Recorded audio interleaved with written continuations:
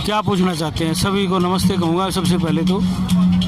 बाकी आपको भी पता है, सारे देश के लोगों को पता है कि करीब 10 दिन से, महीनों से कहूँगा मैं तो, किसान जो है ना इन 3 बिलों का विरोध कर रहा है, इनमें संशोधन चाहता है। और इन 3 बिलों का जो प्रभाव पड़ेगा पूरे देश की आबादी के ऊपर पड़ेगा, इस बात को भी हम समझते हैं। और इसीलिए किसान एकजुट है और किसान इन बिलों में संशोधन चाहता है। देखिए, इसमें कोई दो राय नहीं है, पंजाब और हरियाणा आपस में भाई हैं और पंजाब बड़ा भाई है। सुप्रीम कोर्ट ने फैसला कर दिया, लेकिन इसमें पंजाब के किसानों का कोई दोष नहीं है। ये तो सरकारें जो है ना अपनी वोट बैंक की राजनीति करती हैं, किसानों का कोई दोष नहीं है। आज किसान पूरे भारतवर्ष की समस्या के लिए यहाँ हरियाणा में आए हैं, तो इस बात को हम समझते हैं।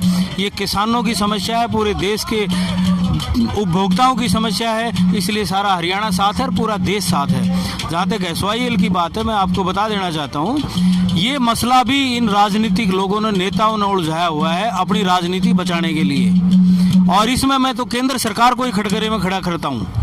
केंद्र सरकार को ही ये मसला सुलझाना चाहिए और केंद्र सरकार को इन दोनों प्रदेशों का सुलझेड़ा करना चाहिए। जहाँ तक किसान भाई की बात है, अगर हम हरियाणा के किसान जाएंगे इन भाइयों के पास, तो ये हमें भी सिर आँखों पे बैठाएंगे। इनका कोई दोष नहीं है। दोष है तो नेताओं का दोष है, सरकारी तंत्र का दोष है, जो अपनी राजनीतिक रोटियां सेकने के लिए आपस में जो ना लड़वाते हैं। और यही हाल आज इस आंदोलन में भी, किसान आंदोलन में भी है। सरकार कहती है कि इसमें दूसरी पार्टियों का हाथ है। मैं कहता हूँ दूसरी पार्टियां तो चाहती ही नहीं कि ये मसला सुलटे। दूसरी पार्टियां तो ये चाहती हैं कि ये मसला नहीं सुलटे और किसान और सरकार की लड़ाई होती रहे और तुम अपनी राजनीतिक रोटियां सेकते रहो। तो कैसे सॉल्यूशन हो? देखिए, एक किसान 3 से 4 महीने तक अपनी फसल बोने से लेके पकाने तक, बेचने तक कितनी मेहनत करता है। बरसात में, सर्दी में, गर्मी में नंगे पांव अपने खेत में काम करके अपनी फसल पैदा करता है। और जब वो मंडी में बेचने के लिए जाता है तो उसकी फसल के दाम उसके ₹2 किलो मिलते हैं, सब्जियों के खास तौर से। और जब वो सब्जी इन पूंजीपतियों के पास, इन काला बाजार करने वालों के पास जब पहुंच जाती है, तो आम आदमी के पास वही सब्जी 40 से 50 रुपये किलो में पहुंचती है। जबकि उसमें खरीदार जो है ना वो किसान भी होते हैं, क्योंकि 80 से 90% तो किसान भी उपभोक्ता हैं। एक किसान ने एक बार टमाटर बोलिए तो उसको महीनों नहीं रख सकता, वो साल भर नहीं रख सकता, उसको तो एक ही दिन मंडी में ले जा करके उसको बेचना पड़ेगा, चाहे वो किसी भी भाव में बिके। इसलिए ये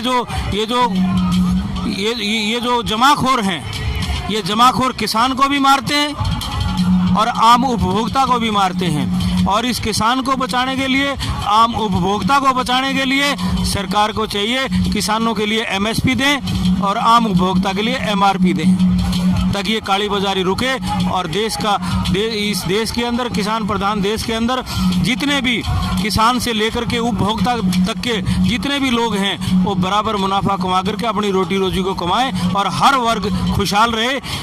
एक या 2 आदमी उसकी मल्टीप्लाई इनकम करके देश में नंबर 1 बनने की या वर्ल्ड में नंबर 1 बनने का सपना छोड़ दें।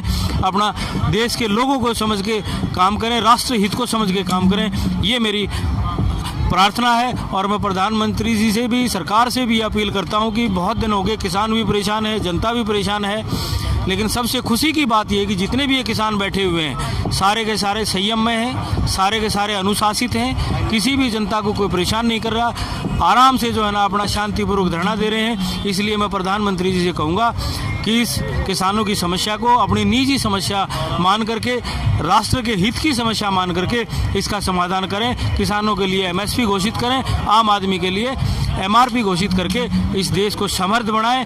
क्योंकि ये जमाखोर आज हमारा देश गरीबी के अंदर कम से कम भी लगभग 90वें पायदान पर है।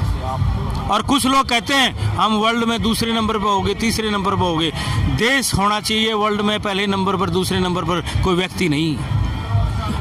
देश का खून पी करके होते हैं, देश के जमाखोर होते हैं और इस देश के मेहनत कशों का खून पी करके वो नंबर होते हैं। जब देश नंबर 1 होगा तब राष्ट्र का उत्थान होगा, तब राष्ट्र प्रगतिशील होगा, तब देश के लोग खुशहाल होंगे।